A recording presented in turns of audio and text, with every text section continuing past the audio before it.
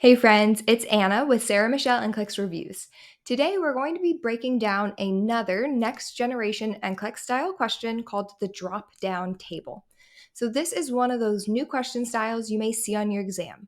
But remember you all, the new style questions only make up about 30% of your exam, and the rest will be your multiple choice questions that you're so used to.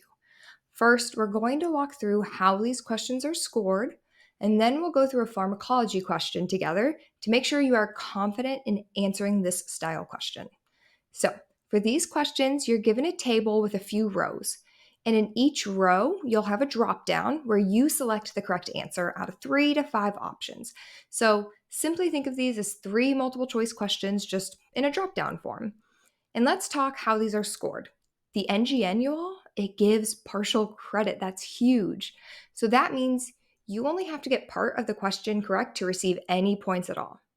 A drop down table question will give partial credit for each drop down you answer correctly. So, for example, if the question consists of 3, your max would be 3 points. Now, if you get 2 drop down options correct, your score will be 2 out of those 3 total points. So, with that being said, here's your question.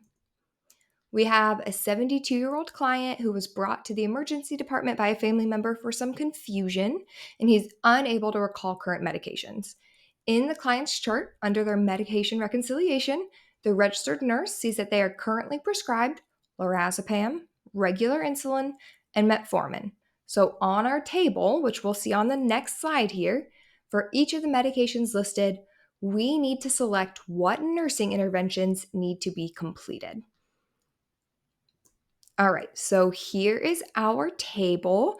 On the left, you can see the medications, and then you can see our answer options on the right in that drop-down form. So go ahead, pause the video here. If you need another second, just finish these up, and then hit play when you are ready.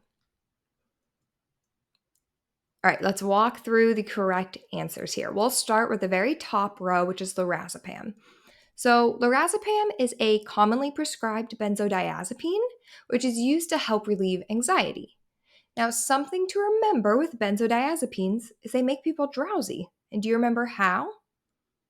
By suppressing that central nervous system. And this in time, it slows reaction time and it contributes to an increase in falls, making them now a high fall risk due to this medication. Now, one of my favorite memory tricks to remember how sedating benzodiazepines can be and how they're also sometimes used for insomnia is by thinking of benzos with those 3 Z's. And along that line, that can really guide us into thinking about what types of nursing interventions would be most appropriate. So when we look at these drop-down options here for lorazepam, I see monitor liver function, assess INO, or assess fall risk status. So what did you answer here? Well, monitoring liver function or INO is not typically an order that a nurse would expect when administering benzodiazepines. Instead, we would be much more focused on things like drowsiness, falls, and absolutely respiratory depression as a top priority. Always, always, always think of client safety and your ABCs. All right, let's move on to our next row, which was regular insulin. So, regular insulin is a short acting insulin. And whenever we see insulin, we should always think of the peak, onset, and duration.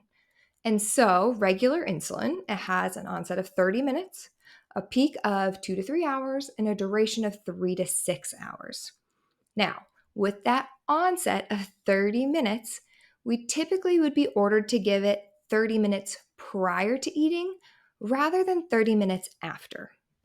It's also important to assess glucose levels to watch for hypoglycemia. Now, some signs and symptoms to look out for with hypoglycemia are what? Do you remember? Irritability, dizziness, sweating, even pallor. We need to always make sure we're using our critical thinking skills to determine what the priority is for the given medication. And with insulin, out of our given options, that is checking our blood glucose 2 hours postprandial, which is just a fancy word for saying after meals.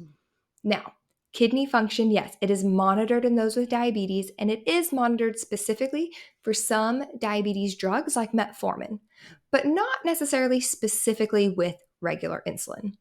And speaking of metformin, let's move on to our last row here. Metformin is a biguanide and is also another diabetes medication. And do you remember how metformin works?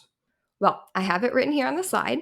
It inhibits glucose production in the liver and also decreases absorption of glucose in the intestines as well. And it also increases insulin sensitivity. Now, metformin, it's a common medication to see in clients with type 2 diabetes, and it really shouldn't be given to clients with poor renal function as it's excreted in the urine. So, do you remember what our kidney function tests are? Well, for this, we're specifically going to look at a glomerular filtration rate or GFR. And if it's less than 30, we definitely don't want to administer it. Therefore, it is important to always look at your client's renal function if you see they are on metformin. You might be thinking, well, metformin is a diabetes medication, so why aren't we monitoring blood glucose? And actually, metformin doesn't impact blood glucose rapidly. Rather, metformin works long term, and so it doesn't require the blood glucose monitoring prior to administration. All right, my friends, so let's piece it all together. Here is what our final table would look like. So, in this question, if you answered one of these correctly, you'd receive 1 point total. If you answered two, you'd receive 2 points. And if you got all three of these correct, then you would receive all points for this question. Great work, you all. Again, I want to emphasize that these types of questions will not be the majority of your exam, but it is so important to practice these different question styles to prepare you. And remember, you can get that partial credit, which is wonderful. So always just try your very best because every single point counts. When you get to these questions, just close your eyes, take a deep breath, and remember that you can do this. We're rooting for you. And be sure to subscribe and check out the rest of our videos breaking down different NGN question types.